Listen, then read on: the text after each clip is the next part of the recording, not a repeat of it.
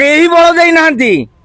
ସିଏ ନିଜକୁ ଦେଖେଇବାକୁ ଚାହୁଁଛନ୍ତି ଯେମିତି ଆପଣ ଦେଖିବେ ଯୋଉ ଆମର ଜିମ୍ ସେଣ୍ଟର ପିଲା ଆସିଲା ପରେ ଚାଲନ୍ତି ଏମିତି ଗୋଟେ ଯୋଉ ଭାଇରାଲ ଏମିତି ବାହୁ ଟିକେ ଦେଖେଇଦେବେ ମଝିରେ ଥେଳ ଏମିତି କରିଦେବେ ମାନେ ଯେ ମୋର ଏମିତି ବଡି ଅଛି।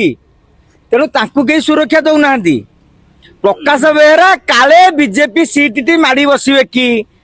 ପ୍ରକାଶ ବେହେରା ଯଦି ବିଜେପି କି ପଳେଇ ଆସିନି ତାଙ୍କ ପାଇଁ ଟିକେଟ ଥୁଆ କାହିଁକି ନା ସାଲେପୁରରେ ତାଙ୍କର ସଂଗଠନ ରହିଛି।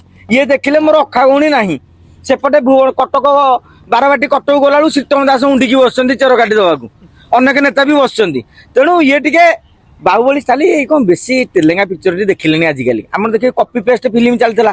ଏ ତେଲେଙ୍ଗା ପିକ୍ଚର ଦେଖିଦେଇକି ଏସବୁ ନିଜକୁ ବିଜୟ ଥାଲାପତି ଭାବି ଦେଇଛନ୍ତି। କିନ୍ତୁ ସେଠାକାର ରାଜନୀତି ଆଉ ଓଡିଶା ରାଜନୀତିରେ ବହୁତ ଫରକ। ଓଡିଶାର ବହୁ ଅଭିନେତା ନେତା ହେବାକୁ ଯାଇଛନ୍ତି। ସବୁତକ ମାନେ ତା ଦେହରୁ କହିବି ଅଧା ହଉଛନ୍ତି କାରଣ ସମସ୍ତେ କହିଲେ ଗୋଟେ କମ୍ପ୍ଲେନ କରିବେ। ମୁଁ ଆପଣଙ୍କୁ ଗୋଟିଏ ଗୋଟିଏ ନେତାଙ୍କ କଥା ବି ଟିକେ ନାକୁ କହିଦଉଛି ଟିକେ ଡେରି ହେଇଯିବ। ପ୍ରଶାନ୍ତ ନନ୍ଦ ଷ୍ଟ୍ରାଟେଜି ଅଛି ରାଜନୀତି ରଣନୀତି ସଂଗଠନ ନାହିଁ।